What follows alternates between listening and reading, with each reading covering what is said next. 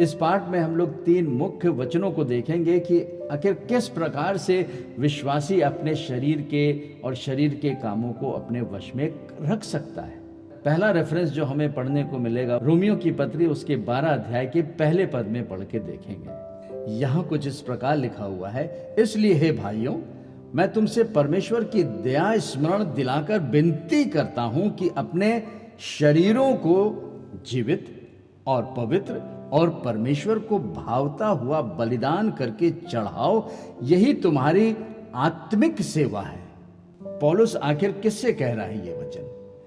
ये वचन उनके लिए नहीं है जो प्रभु यीशु मसीह पर अभी तक विश्वास नहीं किए हैं, लेकिन ये वचन जो है आज मसीह मंडलियों में पाए जाने वाले हर एक विश्वासियों के लिए है, हमारे और आपके लिए है, और वो हमारे और आपकी आत्मा से कहता है।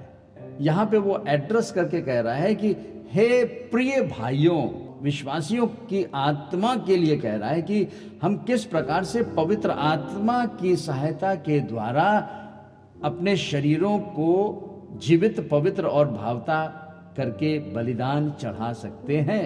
एक एडवाइस नहीं दे रहा है, एक सजेशन नहीं है कि ऐसा करना चाहिए। बहुत ही नम्रता और विनती के साथ तो संत पौलुस ने इस आज्ञा की शुरुआत की, लेकिन कहता है कि ऐसा करो।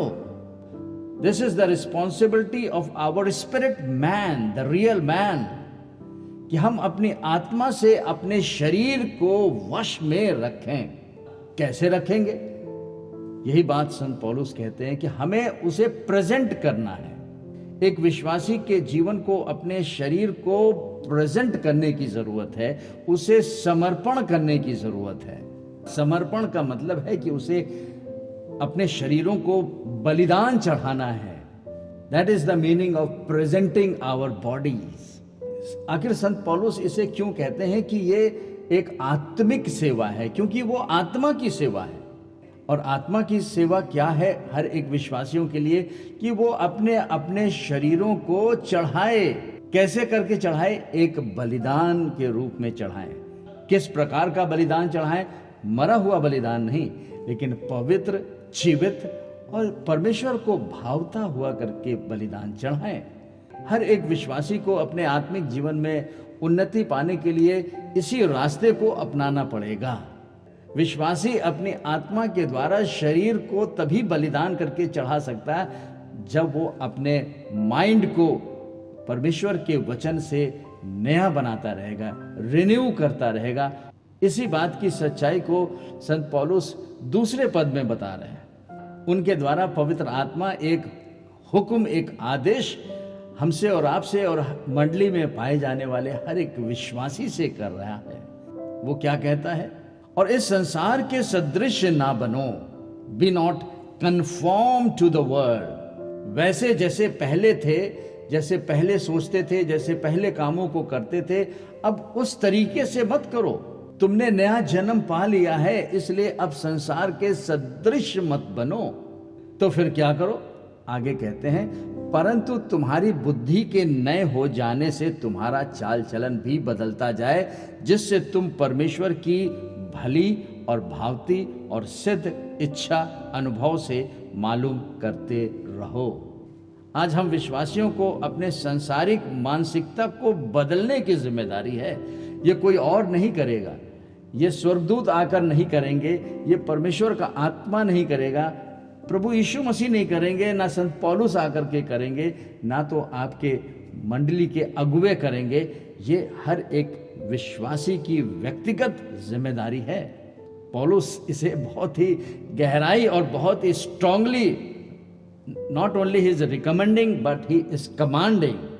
पौलुस के द्वारा दिया गया दूसरे रेफरेंस को हम लोग कुलुसियों की पत्री उसके 3 अध्याय के 5वें पद में पढ़ के देखेंगे।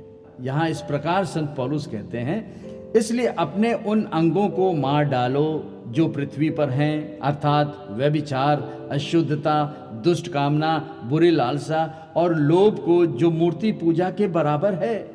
बहुत ही खतरनाक वचन यहाँ पर संत पौलुस ने कहा है, that we have to mortify, we have to kill the deeds of our body.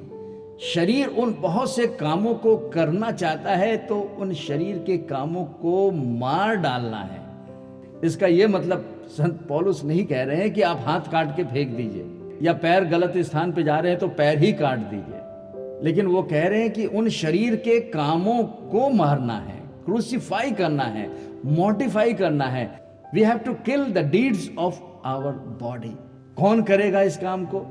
पवित्र आत्मा नहीं करेगा, हम विश्वासियों को करना है जिन्होंने यीशु मसीह पर विश्वास करके नया जन्म पा लिया है, और ऐसी दशा में पवित्र आत्मा भी हमारे साथ रहता है। परमेश्वर ने अपना जीवित वचन दिया है, और इसी वचन की सहायता से विश्वासी अपनी आत्मा के द्वारा इन शरीर के कामों को उसे मारना है। इस दूसरे बिंदु पे हम लोग यही देख रहे हैं कि आखिर हमारी आत्मा को क्या करना है, और इस करने में हमने देखा कि कुछ मारना है, कुछ बातों को क्रूस पर चढ़ाना है। एक गाना बहुत पॉपुलर है कि हम यीशु के क्रूस को उठा रहे हैं, लेकिन हकीकत तो यह है कि हमें अपने शारीरिक उन लालसाओं को क्रूसीफाई करना है, और इसी को कहते हैं अपना क्रूस उठाना। यीशु मसीह का क्रूस हम नहीं उठा सकते, उसने स्वयं उठा लिया, और हमारे लिए यह आज्ञा दी है कि हमें अपने क्रूस को उठा करके उसके पीछे हो लेना है। कैसे इस क्रूस को उठाएंगे? पवित्र आत्मा के द्वारा, परमेश्वर के वचनों को लेकर के अपने शरीर के इन कार्यों को हम लोग मोटिफाई, क्रूसीफाई, उसे किल कर सकते हैं। यह संभव है, असंभव नहीं है। अगर असंभव होता तो परमेश्वर क्यों आज्ञा देता है ये सारे कामों को करने की? एम्प्लीफाइड वर्जन में पढ़ के देखेंगे। So put to death, wow, so put to death and deprive of power the evil longings of your earthly body. What are those? With its sensual, self-centered instincts, immorality, impurity, sinful passion, evil desire, and greed, which is a kind of idolatry, means because it replaces your devotion to God. इन सारे शरीर के कामों को मारने की जिम्मेदारी संत पौलुस के द्वारा पवित्र आत्मा आज हमसे और आपसे कह रहे हैं। एक तरीके का ये हुक्म है, एक कमांड है, एक आज्ञा है, जिसे हम और आप इग्नोर नहीं कर सकते। जब हम इसे इग्नोर करते हैं तो हम बैकस्लाइड हो जाते हैं, और तब हम कहते हैं कि हम तो कमजोर हैं। इसके बाद हम लोग ब्लेम गेम को खेलने लगते हैं और कहते हैं कि ये शैतान ने करा दिया। शैतान की क्या औकात? शैतान की औकात एक विश्वासी के पैरों के नीचे है। यीशु मसीह ने कहा कि देखो, मैंने तुम्हें सांपों और बिच्छुओं की और शत्रु की सारी सामर्थ के ऊपर अधिकार दिया है, इससे तुम्हारी कोई हानि ना होगी। ये दशा तभी होगी जब एक विश्वासी अपने मन को परमेश्वर के वचन से नया बना करके आत्मा के द्वारा अपने शरीर के उन अंगों के या शरीर के उन कार्यों को मारेगा, क्रूसीफाई करेगा और उसे अपने वश में रखेगा। पहले बिंदु में हम लोग ने देखा था कि हमें अपने शरीरों को पवित्र, जीवित और परमेश्वर को भावता हुआ करके बलिदान चढ़ाना है। और यहाँ पर हम दूसरे बिंदु में देख रहे हैं, हम मतलब हमारी आत्मा, और ये आत्मा हमारे मन में परमेश्वर के वचन की सहायता के द्वारा पवित्र आत्मा की एकता में हो करके अपने शरीर के कामों या उनके अंगों को क्रूसीफाई करना है।